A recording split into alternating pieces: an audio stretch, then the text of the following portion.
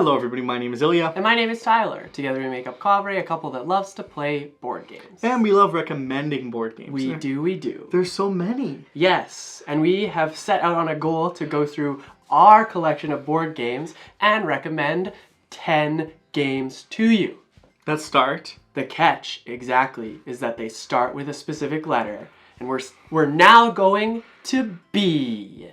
We did A in the month previous, along with our giveaway and celebration of reaching 3,000 subscribers. So today we'll be announcing the winner of that giveaway.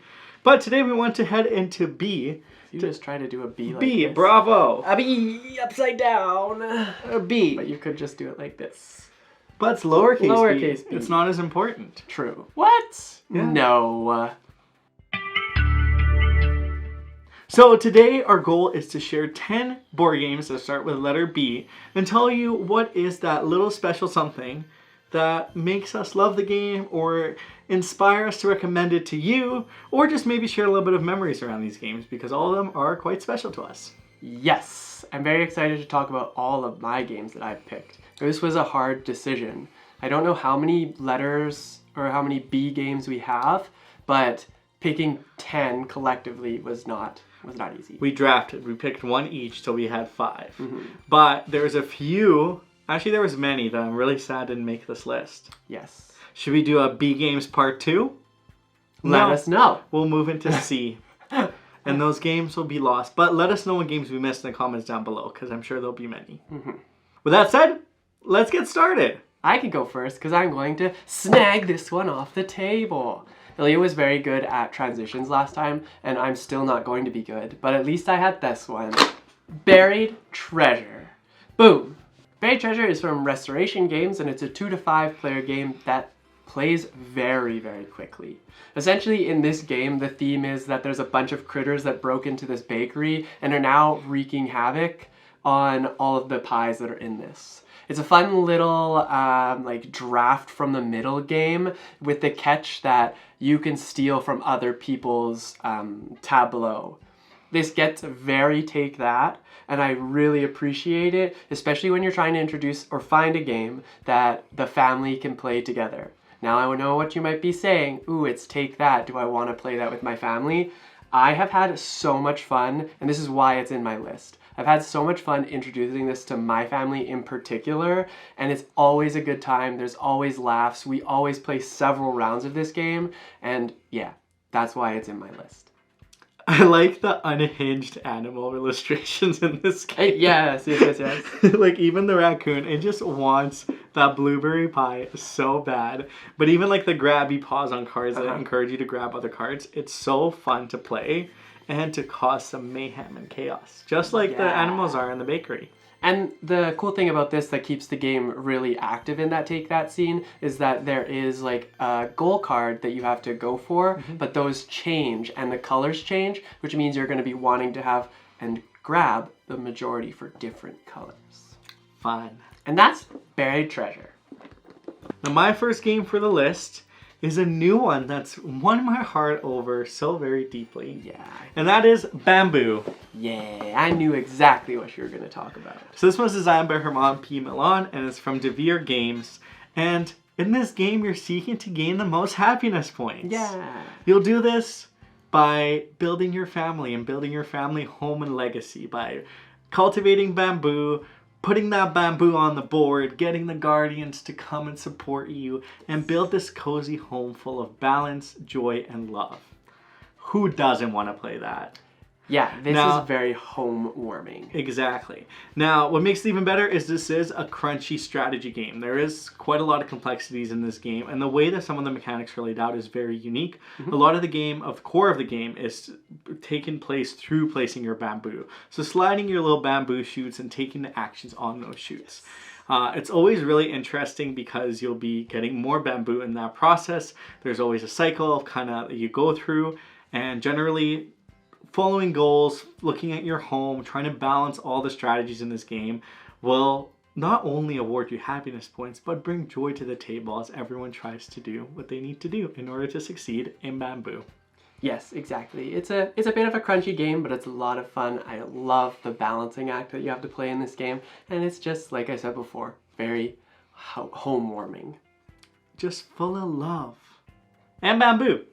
My second game is, I think, what I would consider a classic board game. Ooh. Well, maybe not.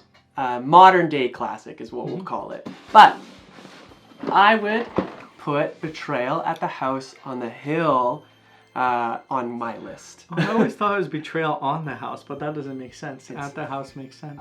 It's actually Betrayal at House on the Hill, but I always add the. I'm very, very, very sneaky about it. No, it's not right at all. Anyways, this game is published by Avalon Hill, and essentially what you're going to be doing in this game is entering the House on the Hill with a group of your friends that you're playing with, and you'll engage in different types of checks, I suppose you can say. So you'll be wandering through these rooms, and all of a sudden something like snaps, and someone becomes the betrayed. And what's really betrayer, yes. Yeah, I guess the rest of you would have been betrayed. But the cool thing about this game is there's it's two parts almost. You're playing to discover the house, and then you're also playing to get to this point of getting betrayed. The betrayed will then go through a bunch of different selections based on what's happening in the house, and they'll be given a prompt and maybe a different monster that they'll have to play throughout the game, trying to secure themselves the victory. Well, everybody else has to figure out what's going on. They have to survive, and you have to hopefully determine how you can cleverly outmaneuver the person that is trying to betray you. There's so many fun scenarios in this game, and I think my favorite part is we always shoo the person because they have to go off into another room and read what their rules are, what their book, what their objective is. Because we don't know. We're just a couple of friends that went to a house, and all of a sudden one of our friends became a monster. Maybe. Yeah. Maybe they discovered something, and there's so many different versions of what could happen. You never really know. So that discovery process and that discovery feeling is really apparent in this game. Even when you're first laying out the house, discovering the different layers potentially, and then trying to uncover and succeed in whatever your goal is. Yes. Yeah, it is a lot of fun. It's really actually easy to get to the table. And I think, like I said before, it's like a modern day classic board game that you would probably, hopefully enjoy. Exactly. And that's Betrayal.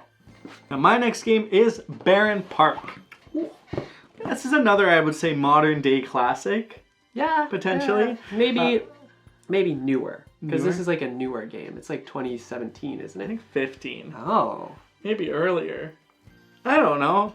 Years, dates. Anyways, give us the rundown. So this one's from Phil Walker Harding and it's from Lookout Games. And essentially what you're trying to do is build a nice bear park. Filled with bears. Yes. Maybe beat some Battlestar Galactica as well if you're lucky. Just bears. So the way that you'll be playing in this game is you'll have tiles that you'll place. And when you place your tiles based on the icons you cover, you get additional things. Yeah. And that is such a pleasing mechanic because essentially every round you're going to play stuff and then get stuff in return, and it'll create this little bit of an engine. And your goal is to essentially maximize and get the most points by playing the most worthy tiles, by getting the most luxurious bear statues for your park. Because when one player is finished building their park, everyone else will take a turn and the game is over, and the player with the most illustrious bear park, the most points, wins. Yes. I love tile placements. I love polyominoes. So this is a very natural love for me. And generally, this is another really easy game to get to the table because you'll essentially give players tiles and say, hey, start placing tiles, see what happens. We'll explain the icons as we go. And there could be a really fun discovery game to really discover the wonders of Barren Park. Yeah, this is super cute. It's very satisfying, like Ilya said, to fill those tiles or fill those boards that you're given. And there's ways to get more, but it's very, very satisfying to, well, get those tiles, fill them up, grab more tiles, and then also complete the goals that are out there, the public objectives. And if you want to really go for a thematic evening, grab some beets as a snack. Put on Battlestar Galactica in the background. There you go. And that's Barren Park. My third game. It's a two-player game, a two-player only game, and it's called Botanic. It's a game published by Space Cowboys, and essentially what you are is a botanist who's trying to do better for this like post-apocalyptic world. And you want to be the most renowned botanist out there. The way you're going to be doing that is drafting tiles and creating this nice little connection on your own little tableau that adds value based on colors and flowers. The cool thing about this game is if you're familiar with any of those like pipe games where you've got to make those connections for certain pipes and get them to the right color, that's what this game is very reminiscent of. I like the back and forth between the drafting that goes on by each of the players, and you can really kind of like plan to take things away based on what's going on. I like how you actually also choose how to do the actions, because what you're going to do is kind of place a tile in the center row and move things down. So the nice thing about it is you are planning to get more things, but it comes to you in later turns. So the way that the tile drafting works is really clever. yeah, it's my favorite part of the game. It definitely what elevates this game significantly, because this could have easily been you choose one, I choose one. Yep. But the way that they're given is so neat, and it's become one of my favorite two-player games. It's very fun to get to the table. It's quick. You just love it, and the illustrations are very fun. Exactly, and there's like other botanists that you can kind of team up with to be able to use their abilities, which is like, I don't know if it's a mini expansion or not, or if it's just like automatically in the game, but it is a lot of fun to be able to delve into those abilities. And like I've been kind of pressing with this game is the draft is very nice. You get to slowly build your little tubes that hopefully go to the right spot. Sometimes they don't, which is unfortunate, but that's how the game is, and it's a lovely two-player game experience. Exactly. And that is Botanic. The game that's next on my list is another oldie but goodie. Oldie but goodie. And that is Boss Monster. Oh yeah, they just hit their 10-year anniversary, right? I think, for Boss There Monster. has been a anniversary, Yeah. but I don't remember how many this one. years. I think it is 10 years. Yeah, I think so. Maybe it's longer, or maybe it's shorter. We'll find out. But Boss Monster is from Brotherwise Games, and essentially in this game, you'll be building your own dungeon. So you'll be essentially placing down rooms and trying to attract heroes to come go to your dungeon. You don't want them to go somewhere else. You want them to come experience the terrors that are in your dungeon. Ooh. And so you'll be doing that, and then your goal is to collect the most, or collect like 10 souls. And then once you do, hopefully you'll be the winner.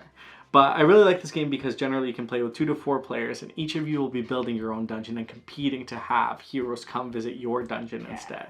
And you just want to make it the most exciting possible place you can be, because then who doesn't want to go to an exciting dungeon? Who doesn't want the greatest treasures of all time? That's true. I do like the succession of being able to be like, oh yeah, I'm sending this person through my dungeon and it's going to be a great success. It feels almost like video game-esque is what I want to say, especially when you consider the art and the pixel, like the choice of pixel art that they've done here. It's a lot of fun. Yeah, it's very nostalgic of those side scrollers to see like what room are you going? What's the challenge now? What do you have to do in this room? And you'll see if you succeed. Drop down a random pipe and then you're in this dungeon and playing ba-na-na-na-na-na. This isn't Mario. I know, but it gives the same vibes for sure. Pixels, pixels, Boss Monster. The next game, this is probably the heaviest one on my list. It's called Bitoku. Now, from my A list, I just remember wanting to present a game that was a little bit more crunchier, that if you wanted to dive into something a little bit more deeper, that wasn't necessarily like popular or super popular, at least in the board game space, then this would be the game that I would recommend. Bitoku is a 1 to 4 player game. It is a table hog, but it is beautiful. Essentially, the theme in this game is that there is a forest spirit that's been watching over the old forest, I believe it's called, and they are now moving on and looking for a successor. What they're trying to do is now you're playing as one of the spirits that is in contest to become the new spirit. Bitoku. The Bitoku, yeah. Yes, the Bitoku. So what ends up happening is you're going to go through a lot of different actions through various plays. You'll play cards that have different actions for you. You'll use your dice to be able to move and travel up the river. The nice thing about this game is it essentially like walks you through different steps of the game through the way the board is designed, which really helps because it is such a table hog. But it's got engine building, it's got like this worker dice placement, manipulation, and also set collection. There's a lot going on in this game, but it is a lot of fun, and I would definitely recommend it if you're looking for a bit of a crunchier type game. It's also the same designer and publisher as Bamboo. Oh yes. So yeah. they're twin games. Twinning. You can start with Bamboo and then move to Bitoku if you really want, or you do it the other way around, or just play them separately. Exactly. That is Bitoku. Yeah. Well, all these games, 1 to 5 player, 1 to 4, 2 to 4. What if you want a bigger group of people to enjoy some games with? True. You might want to check out Between Two Cities. So this one is published by Stonemaier Games and designed by Ben Rosette and Matthew O'Malley. And essentially in this game, you'll be building a city. Mm-hmm. And you can do it with up to 7 players. Yeah. Now, what's really fun about this game is typically you think of a higher player count game. You think it's going to take longer. You think everyone's going to have their own turn. It could be just too much. But this game is brilliant in a way that you'll actually only really be playing with the 2 people beside you. Yes. So you'll be building one city on your right, collectively with Tyler, and one city on your left, collectively with my other friend that's on my left. With other Tyler. So, and the really neat aspect of this game is your score is the lower score of the 2 cities. Yes. So you want to really make sure your cities are both thriving, and you'll do that through collaboration because you'll draft tiles and essentially contribute to both cities, and so will your opponents. So I'll communicate one way to be like, okay, well, how can we really maximize the points in this city? Mm-hmm. And everyone will be doing that at the same time. So you're working collaboratively together with your partners, but you're also trying to win on your own. Yes. And I love the mix of that in this game because generally it's a really fun tile placement game with various scoring conditions of how your tiles are placed. But the real value is the friendship along the way that you make with your 2 buddies.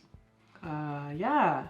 That is a good point. I will say that you do have to have, just as a clarification, you do have to have at least 3 players to be able to play this game, but it is a lot of fun to be able to do that balancing act, and it runs really quickly, especially even when you are playing at that 7 player count, because you're essentially doing like a simultaneous draft and then communicating between your left and your right on what tiles should go where. So it's very quick, fast-paced in that sense. The toughest part will be, of course, deciding which tiles you would like to draft to be able to use and how you would like to use them, because you yourself get to choose which one will benefit the most from being on your right and left. Collaboration, beautiful. On to my last game. I was going to recommend a different one, but you'll see shortly why I picked this one. And it is Brass Lancashire. Wow. So obviously the other one, well, not obviously, but the other one I was going to recommend was Birmingham, but I think Lancashire is a more entry game. If you want to play Birmingham, yes, but this one is a good starting place to then bring yourself into Birmingham. And essentially what you're going to be doing in Brass is you are part of the Industrial Revolution or era, and a lot of things are going on. You're building your railroad, you're an entrepreneur, and you're trying to capitalize on the industries that are already there, that you're building, that the different canals that you're going to be putting together, and all while this is happening, your other opponents are doing the same thing. The cool thing about this game is you can utilize their resources, they can utilize yours in turn, which makes this interesting little like tug and pull between players, and it just runs very interestingly. You'll have cards where you're going to want to use to activate certain areas, which will allow you to build buildings, canals, railroads, etc. And from that, you'll have to come up with a strategy that generates you the most money, because the more money you have, the more likely you are to secure victory. Who doesn't want more money? Yes, exactly. This game is quite heavy. It's a 2 to 4 player game. It takes about, well, it says on the box that it takes 60 to 120 minutes. I would agree with that, of course. And it just starts off slow, then gets going where you're going to be able to build more and more, hopefully not get your things blocked. But if you do get them blocked, don't worry, because you can use other people's stuff. And it's just this very interesting, like I said, tug and pull. Yeah, there's a lot of thinking ahead in this game too. And what I like too is it's kind of played in 2 different eras. Yes. So you'll be focusing on the railroad aspect in the first era, but then all of a sudden you're just sending canals down the road instead. So if you enjoy economic competition, coal, If you enjoy coal, maybe this is the game for you to check out. yes, yeah. So brass, Lancashire, definitely the one I would recommend you starting with before going to Birmingham. But it doesn't really matter. This is definitely a realm or world of games that I would highly recommend checking out. And the very last game today on our list is Bonfire. Wow! So this is from Pegasus Spiel, and it's probably my favorite Steffenfeld game. And great. I really, really, really like Bonfire. Essentially, what you're trying to do is you're trying to take the roles of gnomes that are trying to bring the bonfire back to their community. Now, you'll do this, the mechanics in this game are simply brilliant because you'll have this little board that will produce you action tiles. As you play these little icons, you'll get action tiles. And on later turns, you'll use those action tiles to do all sorts of moves around the board. Whether you're sailing your ship, whether you're building up your main board to light the different sections of the bonfire, whether you're hiring gnomes and getting more cards to really contribute to your gameplay.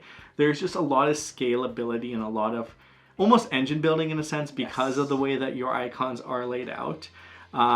So there's quite a lot of strategy. I feel like every game we played has really been different, but I absolutely love the mechanics in this game. Always draw me to come back, and even the really curious illustrations in this game. It feels very unique, and it feels unlike any other game that I've played, and it's one I will get to the table any day and really thoroughly enjoy. Yes, I particularly like the end game goals, or I guess even just like the other cards that you'll draft. They're basically like your crew members. They'll help you scale up your game, and there's just like a lot going on in this game that makes it seem a little like hard to enter, but once you get going, it does definitely run smooth. I think with most Steffenfeld games, it's really trying to understand the iconography that gets I guess heavy. That's the heavy part of the game.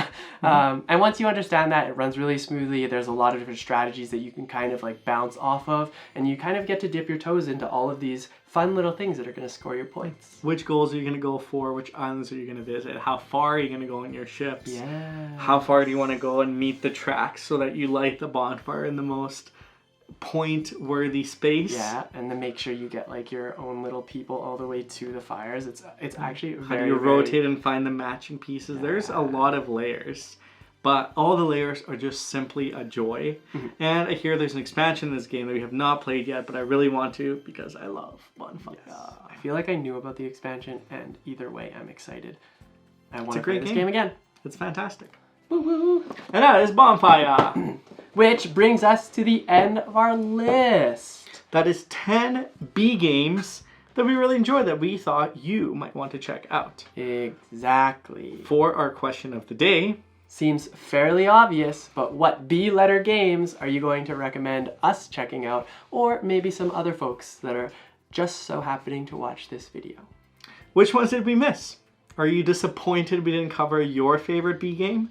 Well, we may apologize in the comments down below if you leave us a comment. There are a lot of games out there, and these are games that, again, we've just picked from our collection, and even then it was hard to narrow it down to just 10 B games. It took me forever to pick. There's 4 I could have put on this list instead of one of mine. And I knew there was 5 games that we would get to do, but the draft made it more difficult because Ilya had like grabbed games that I had thought about putting on my list. Same with Tyler. Yeah, exactly. What are we going to do about it?